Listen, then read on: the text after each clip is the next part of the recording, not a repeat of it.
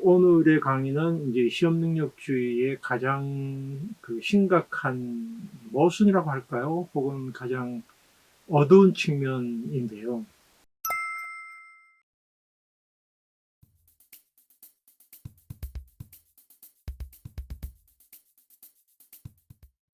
한국 교육 현실은 누구나 알고 있고, 누구나 겪었고, 또 누구나 심각하게 느끼지만 해결이 안 됩니다. 20년이, 10년이, 30년이, 40년이 지나도 점점 더 악화되어 가고 있습니다. 그런데 이렇게 악화되어 가는데 왜 안 될까요? 이게 마치 자연 법칙처럼 우리가 불가항력적인 어쨌든 힘에 의해서 우리가 결국은 굴복당해서 그런 것인가. 봉준호 감독의 설국열차에 나오는 것처럼 이 떨어져 죽을 절차에서 튕겨 나가면은 결국은 이 추운 얼음 눈에 덮여서 결국은 거기서 사망을 할 수밖에 없는 그런 현실을 사람들이 알고 있기 때문에 어떻게 하든지 그 열차의 앞칸으로 어쨌든 더 길을 쓰고 가려고 하는 그런 형국, 그거하고 비슷한 게 아닐까 싶은 생각이 들기도 해요. 여기서부터 떨어져 나가는 이탈하는 것이 너무나 두려운 상황에서 치열한 경쟁의 어쨌든 상황에 계속 거기에 매달려 울며 겨자 먹기로 가고 있는 형편이죠. 지난 12월 2022년 12월 달에 인천에서 어떤 여학생 두 사람이 비관해서 동반 자살한 일이 있었습니다. 성적 비관 자살입니다. 마치 아무 일도 없었다는 것이 우리 사회는 다시 흘러가고 있고요. 또 이런 식의 청소년 자살은 한국 사회에서 곳곳에서 매년 엄청나게 많은 숫자의 청년들이, 학생들이, 청소년들이 목숨을 끊고 또 정신적인 심각한 정신적인 고통을 겪으면서 살아가고 있어요. 그럼에도 불구하고 우리 사회 기성세대 부모들은 그 일에 대해서 너무나 그냥 남의 일처럼 받아들이면서 가고 있죠. 실제로 한국의 청소년 자살률은 세계에서 가장 높은 수준이기도 하거니와 유엔에서도 이 한국의 청소년들이 가서 이런 문제로 고발을 했을 때 당시에 외국 사람들은 한국의 교육 청소년들의 상황은 아동학대 수준에 가깝다 이런 이야기도 했어요. 실제로도 한국의 청소년들의 행복 지수가 세계에서 거의 가장 낮은 수준이라는 그런 통계적인 지표도 있어요. 그래서 우선은 이 현실이 아이들을 정말로 엄청나게 고통스럽게 만들고 있다는 거고, 그 고통스럽게 만들면서 부모나 사회는 결국은 너희들을 위한 것이다. 결국은 한번 거쳐야 될 것이다. 라고 이야기를 하면서 덮어버리고 있죠. 예를 들면은 초등학교는 꼭 그렇지는 않지만 적어도 중학교에서 고등학교로 갔을 때는 결국은 수학 능력 시험을 향해서 달려가는 모든 수업 과정이고요. 그래서 수포자라는 말도 나오는데요. 시험 준비를 위한 수학 교육, 그 다음에 수능 시험을 대비하기 위한 아주 까다롭게 이렇게 문제를 들어서 사람들을 틀리게 만드는 이 교육에 적응하기 위한 이런 식의 학교 교실 현장이 우리 사회에서 지금 전국의 모든 학교에서 정도의 차이는 있지만 이런 식으로 진행이 되고 있다는 것도 우리가 알고 있습니다. 결국은 공부라고 하는 것은 자기가 즐거워해야 되고, 그 다음에 또 자기가 어떤 지적 호기심이 있어서 공부를 해야만 그것이 학습에 효과가 있는 법인데, 대부분의 경우에는 이 고통이죠. 그래서 우리가 수험생이라는 말이 있습니다. 그러니까 이 아주 험난한 위험을 스스로 감수하는, 일본에서 나온 말인데요.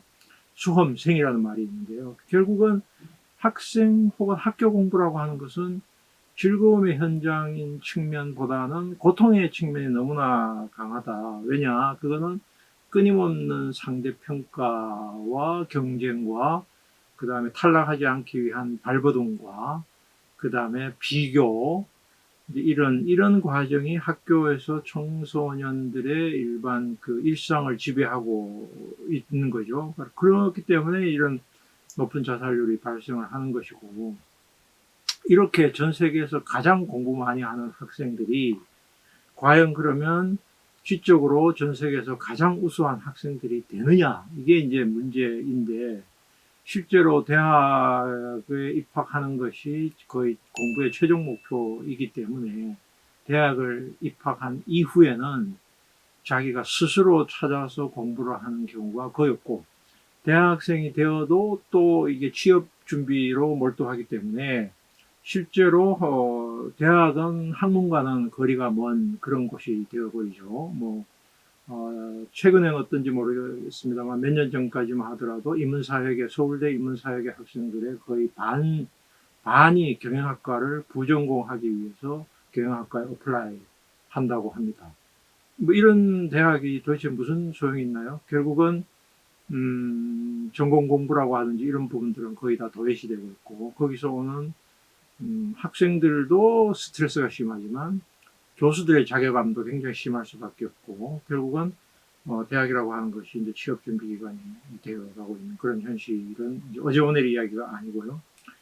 다시 학교로 내려와서 보면은 고등학교 같은 경우는 결국은 입시라고 하는 것을 준비하기 위한 여러 가지 내신 성적이나 그다음에 수능 시험 대비가 위주가 되기 때문에 많은 학생들이 자퇴를 하고, 그 학교 다닐 이유가 입시 목적밖에 없을 경우에는 학교에 구태여 왜 다녀야 되나라고 하는 그런 학생들이 생각하게 되고, 특히 코로나19 이후에 자퇴생들이 굉장히 많이 늘어났다고 합니다. 검정고시 출신이 사상 최대였다고 합니다. 2021년, 22년이. 그게 바로 이제 대학 교육만 실종된 것이 아니라 중고등학교 교육 자체도 실종이 되어가고 있는 현실을 말해주고 있는 것이죠. 그 이면에는 결국 공교육이 이제 이런 식의 현실에 놓여 있는 것은 바로 사교육의 과도한 팽창하고 연결되어 있다는 것도 우리가 다 잘 알고 있습니다. 일타 강사가 1년에 뭐 수백억을 번다라고 그런 이야기들이 있는데, 사교육비가 전 국민의 21조 원 공교육비를 압도하는 이런 현실은 어처구니 없는 현실이죠. 그런 부분들. 그리고 전 국민의 74%가 사교육을 받고 있고, 실제로 이제 사교육이 아이들의, 청소년들의 입시 컨설팅을 학교보다 더 훨씬 더 입시에 관한 한 더 잘할 수밖에 없죠. 수십 년의 노하우를 가지고 있고 그것만 연구를 하는 사람들이 모여 있으니까요. 거기에다가 또 재수나 사무소를 할 경우에는 기숙학원 같은 데 다 있게 되고, 기숙학원은 월 최소한 400만 원 이상씩을 내야만 있게 되는 거니까 결국은 이 배보다 배꼽이 더 커진 현실도 어제 오늘의 일이 아닌 것 같습니다. 거기 최근에는 뭐 법무부 장관 한동훈의 딸 경우처럼 아예 외국에서 이제 이 특별한, 예를 들면 그 입시 전문 기관에 의해서 그 아이비리그 대학에 진학하기 위해서 수천만 정도의 투자를 해서 결국은 아이들을 좋은 대학에 보내려고 하는 이런 일도 지금 우리 사회에 나타나고 있습니다.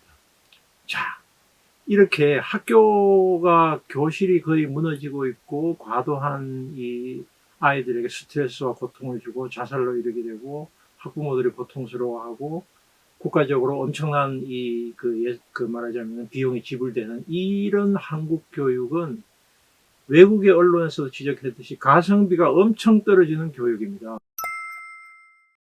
왜냐하면 이렇게 지출되는 돈은 그게 전혀 뭐 국가의 어쨌든 좋은 인적 자원을 만들어내는데 무관하지는 않겠죠. 물론 이렇게 투자된 청년들의 지식이나 혹은 그런 것이 사회적으로 물론 그동안 한국의 경제 발전을 가져오게 된 굉장히 중요한 동력이 된 것도 사실이고, 오늘의 한국이 가져오게 된 것도 이런 교육열이라고 하는 것을 부인할 수는 없습니다만, 그 상당한 부분은 사실은 지출되지 않아도 될 부분이 지출되는 그런 것이기 때문에, 이 블룸버그 통신에서 이야기했듯이 교육 가성비가 제일 떨어진 나라가 한국이라는 겁니다.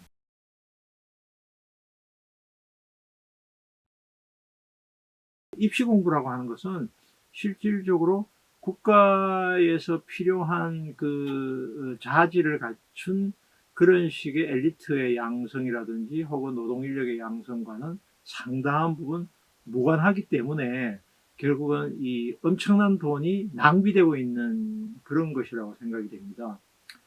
이런 그 사회적 낭비라고 하는 것은 이루 말할 수가 없는데 꼭 이런 21조 원의 사교육비만 있는 것이 아니죠. 예를 들면 대학 4년제 대학을 졸업하고 전문대학으로 유턴하는 사람들의 숫자가 엄청나게 많습니다. 전문대학뿐만 아니라 이 폴리텍 대학 같은 경우도 지금은 대부분은 4년제 대학 졸업자들이 가고 있어요. 그럼 4년 동안의 대학의 등록금뿐만 아니라 거기서 보내는 시간을 생각해 보면은 이 얼마나 가성비가 떨어지는 일입니까? 그 1년에 10,000명 이상의 그 사람들이 2년제 전문대학으로 그 직업교육을 위해서 가고 있고, 폴리텍 대학도 거의 70% 이상이 지금 4년제 대학을 졸업 맡은 사람들이 폴리텍 대학을 가고 있어요. 그러니까 이 4년 동안의 등록금 및 시간을 생각한다면 이 얼마나 청춘의 낭비입니까? 예를 들면 자기가 원하지 않는 전공을 이렇게 학교의 랭킹을 의식해서 진학을 하는 사람들의 부적응, 또 심각한 현실이죠. 대학에 자기가 원하지 않는 전공에 뭐 학교의 랭킹이라고 할까요? 그런 것만 생각을 해서 진학을 하는 사람들이 해피할 리가 없죠. 학교 공부에 흥미를 느낄 수가 없습니다. 대학 공부에. 그런 사람들이 가지고 있는 이 고통이나 사회적 낭비는 또 이건 돈으로 계산할 수가 없는 것이죠. 이런 교육적 낭비, 교육적인 우리 사회 교육이 가져오는 부담, 짐, 이런 부분들이 이제 이 청소년 문제뿐만 아니라 이런 교육 문제가 최근 10년, 20년 정도가 아니라 오래전부터 지속이 되었고, 특히 1990년대 중반 이후에는 고등학교 졸업자들의 대학 진학률이 거의 80%를 넘어서게 되면서, 과거에 80년대까지만 하더라도 대학 진학한 사람들이 약 한 30% 이하였던 시대와 비교해서 사실은 교육 문제는 온 국민의 문제가 되었고, 온 국민의 고통이 되었고, 온 국민의 부담이 된 것도 사실입니다. 이런 현실이 지속되는 이유는 뭘까요? 그 지속되는 이유가 이제 제가 첫 번째 강의에서 이야기했던, 제가 이 시험 능력주의라고 하는 바로 우리 사회의 구조적인 현실에서 초래된 것이고, 이런 현실은 불가항력적인 자연 법칙이 아니라 사실은 우리 사회의 한 뭐라고 할까 시스템의 문제인데요. 그 시스템이 결국은 이 교육 자체에 있는 것이 아니라 교육 밖에 있는 것입니다. 그러니까 교육 밖이라는 것은 학교가 잘못되어서 이렇게 된 것이 아니죠. 이것은 결국은 사회에서 좋은 직장이나 그 다음에 전문직 혹은 많은 보수를 받을 수 있는 지위를 누가 어떻게 차지할 수 있을 것인가라고 하는 그 문제와 직결되어 있기 때문에 이 문제가 해결이 되고 있지 않는 것입니다. 그동안 역대 90년대 민주화 이후에 혹은 그 전부터 수없이 많은 입시 정책이 발표가 되었습니다. 정권이 바뀔 때마다 입시 정책이 변경이 되었고요. 그 입시 정책이 항상 나왔던 그 논리는 어떻게 하면은 공정하게 혹은 말썽 없이 실력 있는 사람들을 선발할 것인가라고 하는 그 취지를 가지고 진행이 되어 왔는데, 입시 제도를 아무리 바꾸어도 이 문제가 절대 해결되지 않습니다.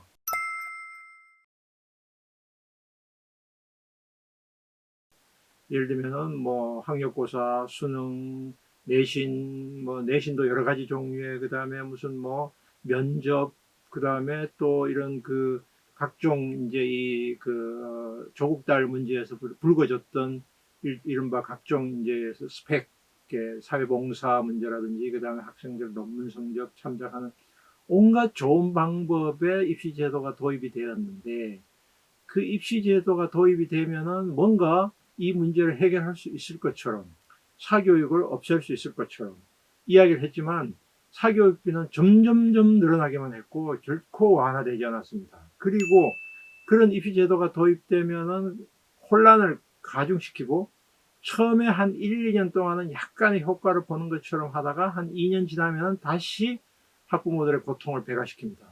그리고 모든 입시 정책은 언제나 항상 우리 사회에서 돈과 정보를 많이 가진 사람들에게 유리하게 갈 수밖에 없습니다.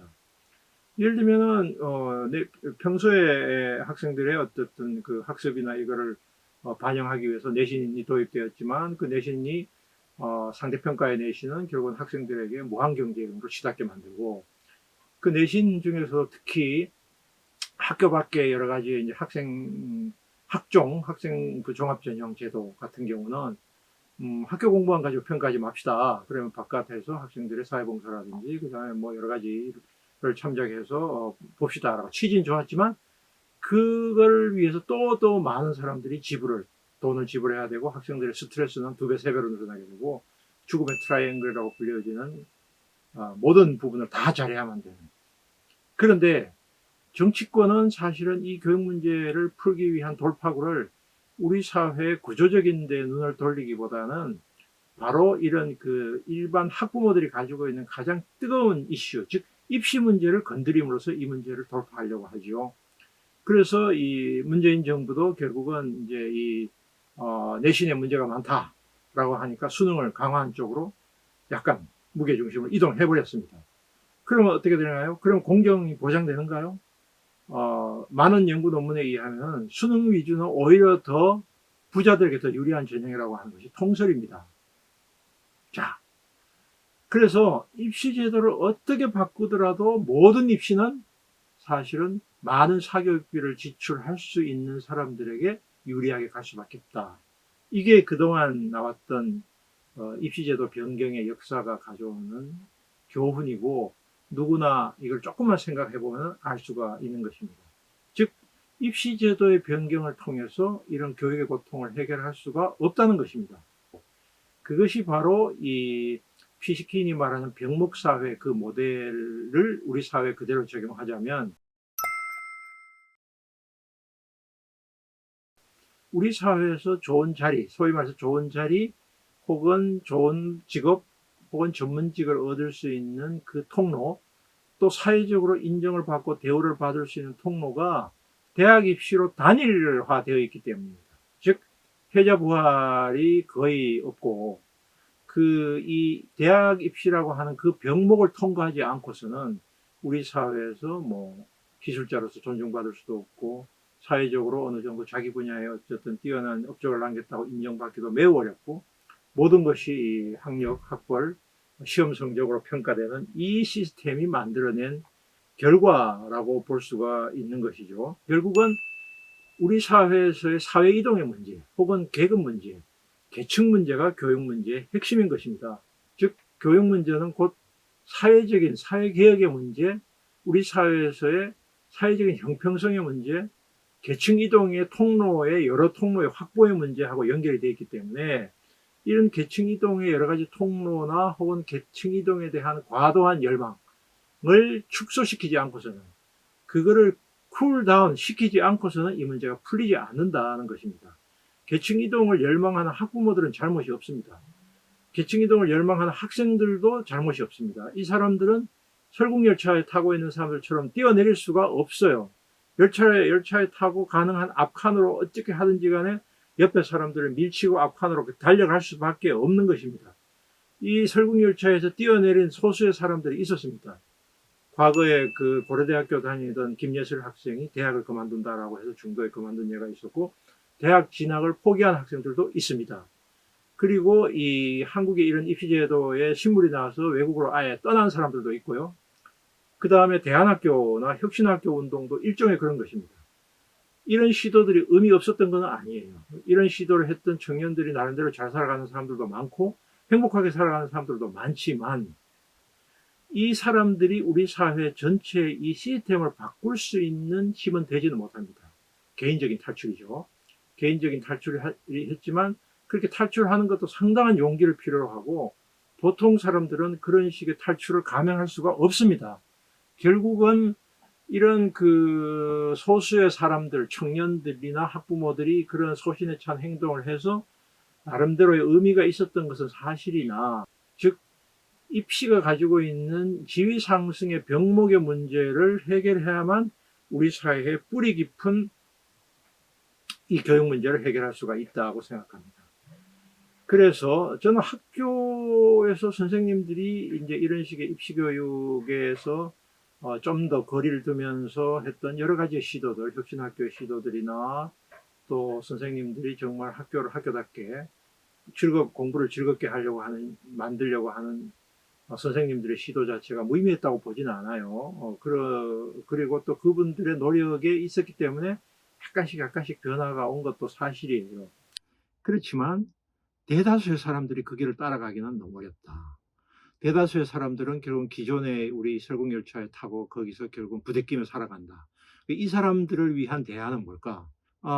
결국은 우리 사회에서 이 시험 능력주의라고 하는 큰 거대한 일종의 말하자면은 시스템, 즉 대학을 진학을 해야만, 그리고 좋은 대학을 진학하고 좋은 과를 진학을 해야만 사회적으로 인정받고 있고 대우받을 수 있다라고 하는, 그리고 그거 외에는 다른 길은 너무나 제한되어 있는 이 현실을 바꿔야 된다. 그 현실을 한두 사람의 학부모나 학생이 바꾸는 것은 거의 불가능한 거대한 힘입니다.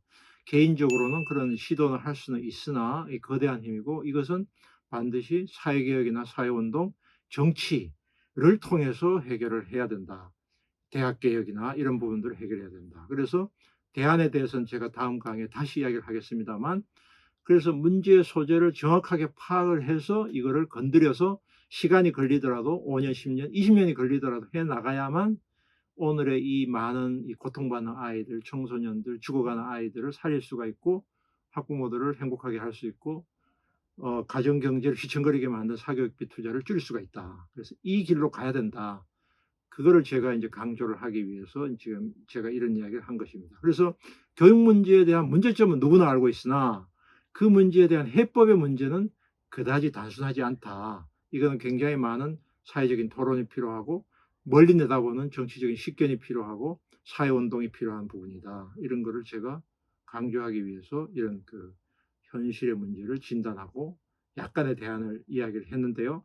조금 더 구체적인 대안은 다음번에 다시 이야기를 하도록 하겠습니다. 감사합니다.